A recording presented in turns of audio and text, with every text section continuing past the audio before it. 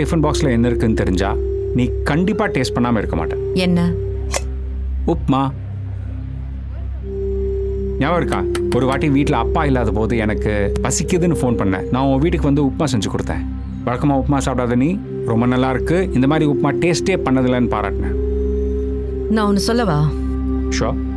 அன்னைக்கு நீ பண்ண உப்புமா எனக்கு சுத்தமாக பிடிக்கல. நிஜமாவா?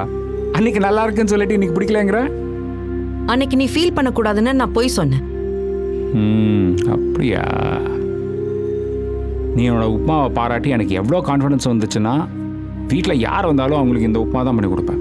அதை தவிர நானே எனக்காக பண்ணிக்கிட்டு ரொம்ப டேஸ்ட்டாக இருக்குன்னா என்ஜாய் பண்ணியிருக்கேன். எனிவே, ஸ்கூலில் இந்நேரத்துக்கு நம்ம எக் பஃப் சாப்பிட்டுட்டு இருந்திருப்போம். உனக்கு எப்போவுமே அது சூடாக தான் பிடிக்கும்ல. நம்ம கிளாஸை முடிச்சுட்டு திலக்கு நீ நான் ஓட்ட எடுப்போம் பாரு. Stop it Vijay.